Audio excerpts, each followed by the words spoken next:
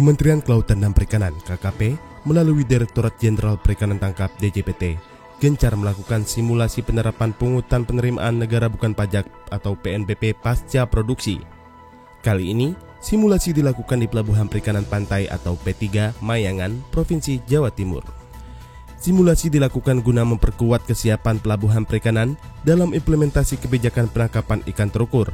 Pemungutan PNBP pasca produksi merupakan sebuah terobosan KKP dalam mengelola dan memanfaatkan sumber daya alam perikanan yang mengedepankan azas keadilan dalam berusaha.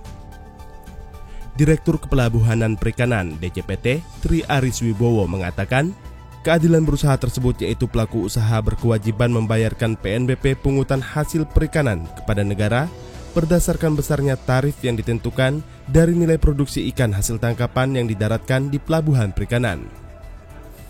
Simulasi dilakukan dengan uji coba penimbangan ikan tangkapan nelayan dengan timbangan elektronik dan penerapan modul aplikasi pendataan pendaratan ikan untuk PNBP pasca produksi atau sistem kontrak. Dia menjelaskan, kegiatan ini merupakan rangkaian bimbingan teknis atau BIMTEK tahap kedua untuk verifikator dan pengolah data di pelabuhan perikanan yang diikuti oleh 120 peserta yang berasal dari 44 pelabuhan perikanan, terdiri dari UPT Pusat, UPT Daerah, dan pelabuhan perikanan perintis yang berada di kawasan Sumatera, Jawa, Bali, NTB, NTT, dan Kalimantan. Sebelumnya, kegiatan yang sama diselenggarakan di Ambon pada bulan April lalu dan diikuti oleh 40 petugas verifikator dan pengolah data yang berasal dari 22 pelabuhan perikanan UPT Pusat, pelabuhan perikanan perintis, dan UPT Daerah dari kawasan Sulawesi, Maluku, Maluku Utara, Papua, dan Papua Barat. Pemilihan P3 Mayangan sebagai tempat pelaksanaan kegiatan tersebut bukan tanpa alasan. P3 Mayangan merupakan salah satu pelabuhan perikanan unit pelaksana teknis daerah Jawa Timur yang banyak dikunjungi oleh kapal dengan izin pusat untuk melakukan bongkar muat hasil penangkapan ikan. Kapal-kapal izin pusat tersebut rata-rata beroperasi di WPPNRI 714 dan 718. Ditemui di lokasi pelaksanaan kegiatan, Kepala Pelabuhan P3 Mayangan, Ihsan Budianto mengatakan pihaknya telah mempersiapkan hal-hal terkait pelaksanaan kebijakan penangkapan ikan terukur yang merupakan amanat Undang-Undang Perikanan, baik segi fasilitas maupun sumber daya manusia. Dia juga berharap sosialisasi terkait kebijakan ini terus dilaksanakan agar didapatkan kesepahaman antara pengusaha perikanan dan pemerintah bahwa kebijakan penangkapan ikan terukur ini selain bertujuan meningkatkan kekuatan ekonomi negara, juga untuk menjaga kelestarian sumber daya ikan dari sisi ekologinya.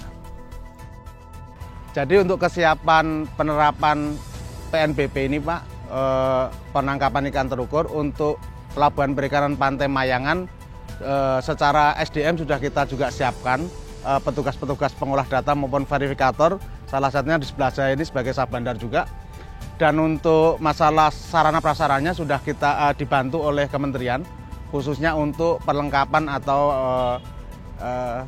keperluan yang diperlukan di dalam hal penerapan PNBP ini. Ya, untuk stakeholder atau pengusaha atau yang terlibat di dalam penerapan program PNBP ini, kami berharap lebih intens dalam hal sosialisasi, sehingga ada satu kesepahaman tentang masalah program penangkapan ikan terukur ini. Salah satunya adalah kita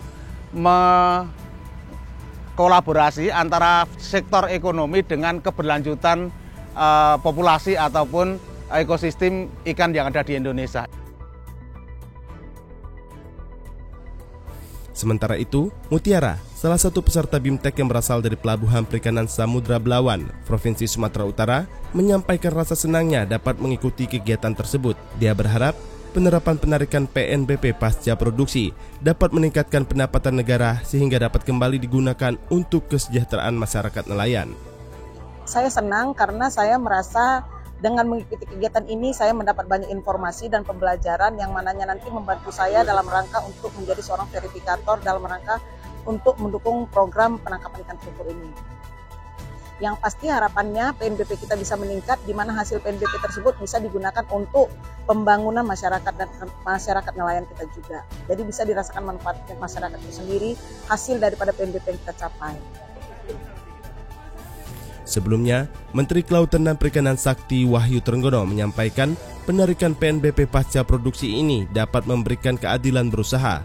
Jumlah PNBP yang dibayarkan sesuai dengan hasil tangkapan melalui sistem penarikan PNBP pasca produksi, sehingga dapat menekan terjadinya pungutan liar kepada nelayan maupun usaha perikanan. Dari Jawa Timur, Humas Dijen Perikanan Tangkap melaporkan.